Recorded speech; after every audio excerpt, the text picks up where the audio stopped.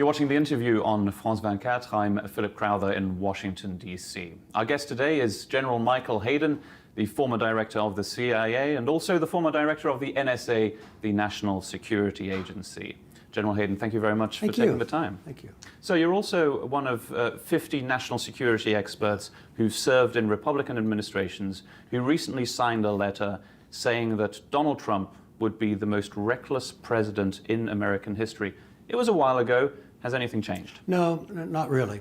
And I think, well, in my case, the way I calculate it is simply if he would govern in any way similar to the way he has spoken as a candidate, I think I have a right to be very, very worried about the future of my country and, frankly, of global security. And he's not done anything in the interim to convince me that he's not going to govern the way he has spoken as a candidate. And so I'm very comfortable with our judgment.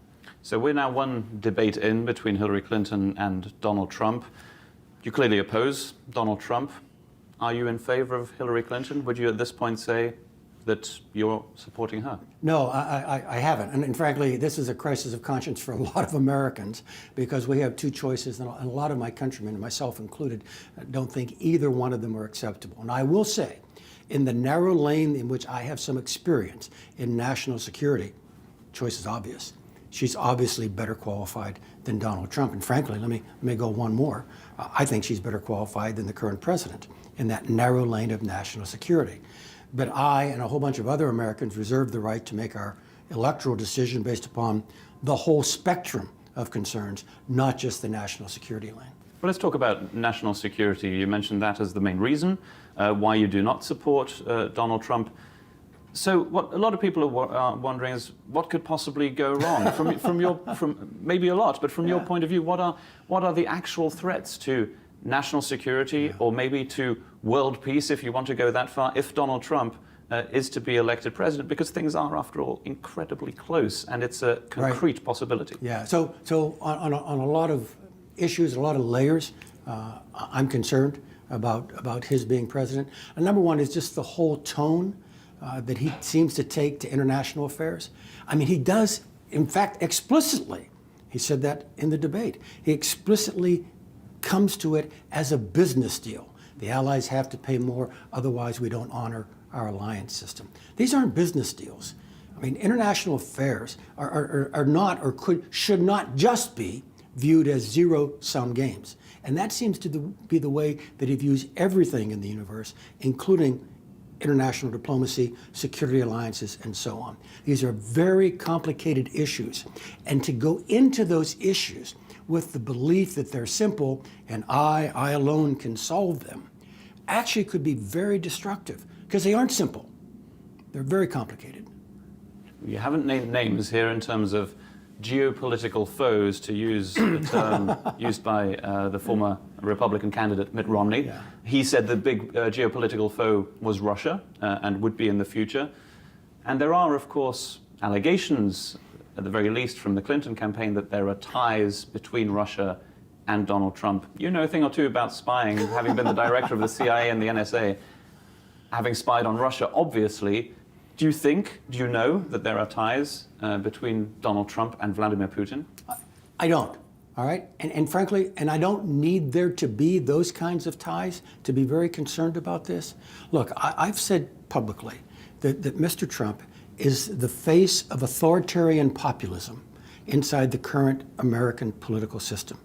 And Vladimir Putin is the global poster child for authoritarian populism. And I think that's the affinity that we're seeing.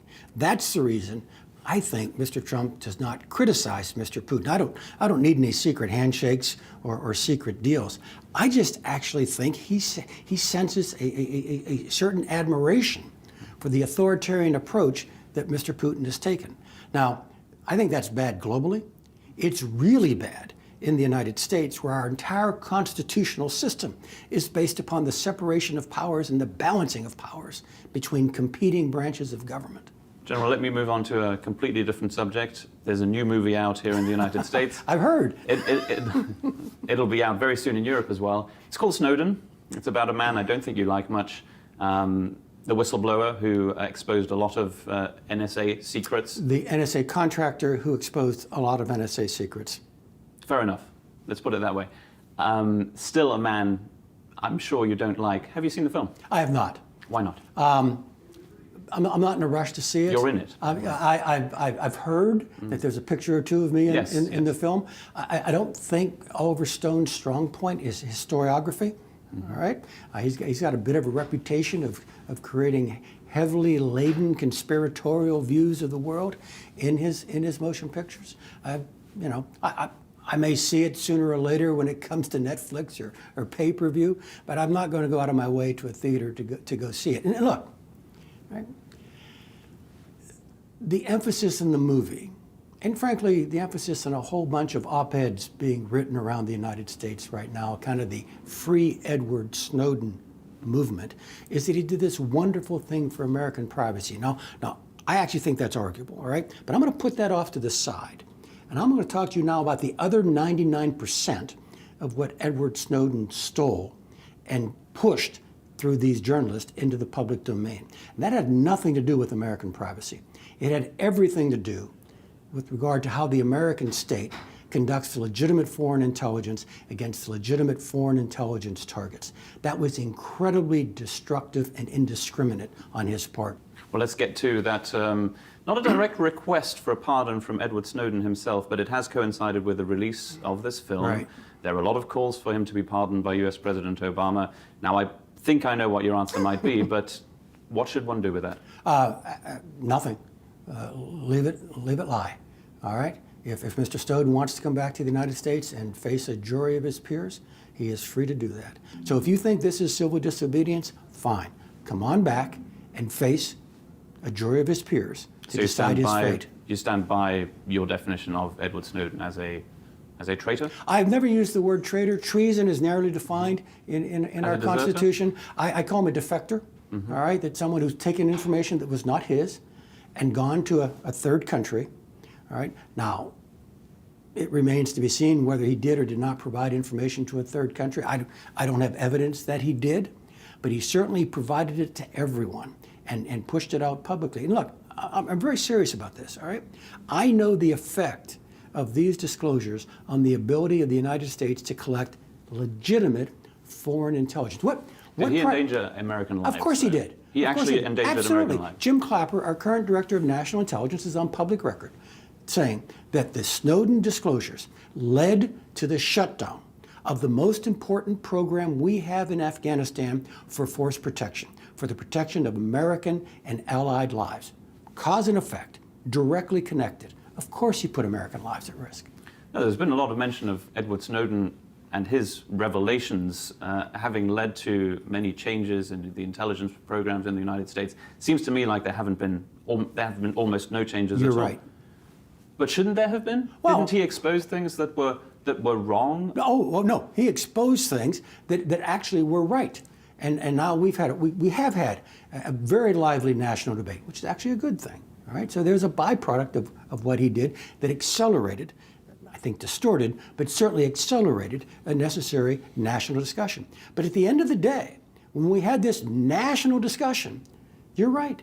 We didn't change very much. In fact, the most dramatic change has to do with a program called 215, has to do with American metadata. And the only change in the program is NSA doesn't keep the metadata anymore. The phone companies keep the metadata. NSA still accesses it.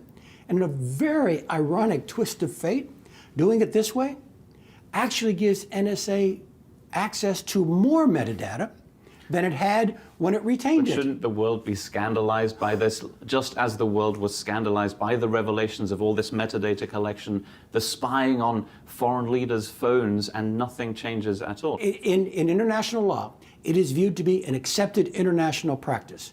Now, I will freely admit, shame on the United States if it wants to go do those kinds of things and doesn't keep them secret, because that actually does create embarrassment, unnecessary embarrassment for my government and other governments as well.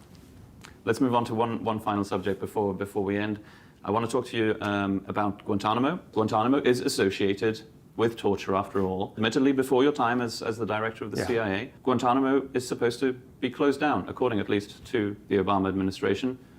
Will it and should it, sir? No, I understand the desire to close Guantanamo. After all, it was the Bush administration that actually pushed more prisoners out the door than the Obama administration. But at the end of the day, closing the facility doesn't solve the problem that President Obama thinks he has. All right?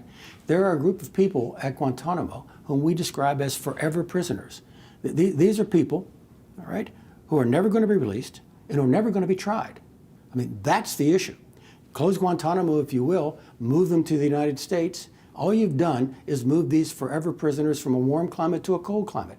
But we will have forever prisoners because we, the United States, and I realize a lot of our European friends disagree, we, the United States, believe we're in a state of armed conflict with al-Qaeda and its affiliates and have the right as a belligerent to hold enemy detainees. Which is a forever war, well, by definition, isn't it? Not my fault.